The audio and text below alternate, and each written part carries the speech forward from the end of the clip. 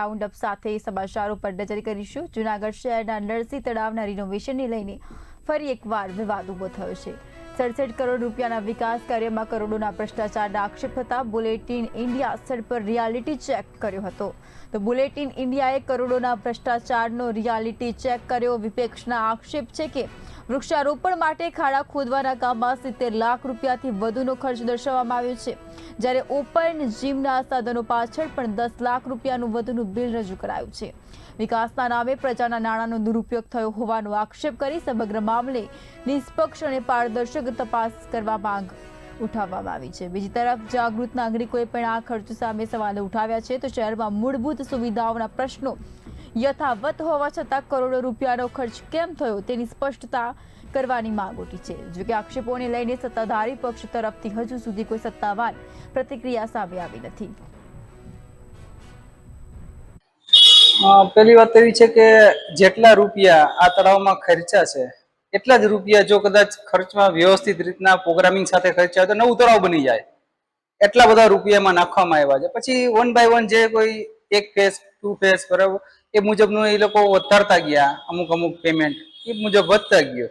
પરંતુ ખાસ કરીને જોવાનું રહ્યું કે ભાઈ અત્યારે સમય છે ખાસ તો કે તળાવ ઊંડું કરવાનો પ્રજાની સુખાકારી માટે થઈને પાણીનો સંગ્રહ વધારે થાય, તો એ પેલા એનું ધ્યાન કરવું જોઈએ કે ભાઈ ગમે એમ કરીને પેલા તળાવ ઊંડું કરવું જોઈએ। જે તે સમય દરમિયાન એક સમય દરમિયાન કરતા હતા તળાવ ઊંડું, હવે કોઈ એમાં આગળ ઈ પ્રોજેક્ટ છે નહીં। ખરેખર એ પ્રોજેક્ટ પેલા લઈને હાથ ધરવું જોઈએ। અને ભ્રષ્ટાચારની તો શું વાત કરવી, તળાવ તો એક તળાવ અને એક ભૂગર્ભ બે એવી વસ્તુ છે કોર્પોરેશન માટે કે મને એમ લાગે છે કે રિઝર્વ બેંક જેવી પરિસ્થિતિ। નરસિંહ મહેતા જે તળાવ છે એમાં શરૂઆતમાં આપણે જોઈએ કે 48 કરોડ રૂપિયાનું ટેન્ડર બનાવવામાં આવ્યું હતું। ત્યારબાદ જોઈએ કે એમાં ઉત્તરોત્તર વધારો કરી અને 60 કરોડ રૂપિયાનું મૂળ ટેન્ડર બનાવવામાં આવ્યું। ત્યારબાદ આપણે જોઈએ કે જ્યારે કામ ચાલુ હતું ત્યારે એમાં 7 થી 8 કરોડ રૂપિયાનો વધારો કરી દેવામાં આવ્યો, એટલે 67 કરોડ રૂપિયા જે 48 કરોડના હતા એ ત્યાં પહોંચાડી દેવામાં। ઉપરાંત આપણે જોઈએ કે આ જે પૈસા વધાર્યા એવી જગ્યાએ વાપરવામાં આવ્યા તદ્દન ભ્રષ્ટાચાર થયો।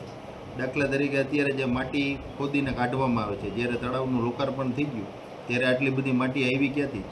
આપણે જોઈએ કે અગાઉ 8 કરોડ રૂપિયાની આજુબાજુના ગ્રામ્ય વિસ્તારોના તળાવ ખોદી એમાંથી જે માટી નીકળી તળાવમાં નાખી હતી, એ પણ મફતમાં આવી હતી।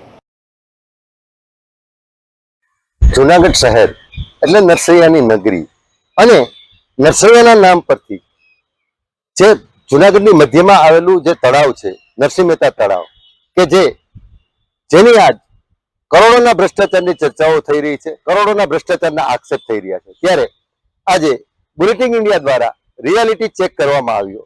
રિયાલિટી ચેકમાં જે તળાવની અંદર જે બિલ મૂકવામાં આવ્યા છે તે કરોડો રૂપિયાના ઝાડવા કે જેનું કરોડો રૂપિયા બિલ મૂકવામાં આવ્યું છે અને વાવવામાં આવ્યા છે। હું આપને દ્રશ્યમાં પહેલા તો એક ઝાડ બતાવું છું જે કરોડો રૂપિયાના ખર્ચે આમાં વાવેતર કરવામાં આવ્યું છે। આપ દ્રશ્યમાં જ જોઈ શકો છો કે આ ઝાડ કોઈ એવા વિદેશી છે કે કોઈ એવી મોટી કિંમતના છે કે શું છે।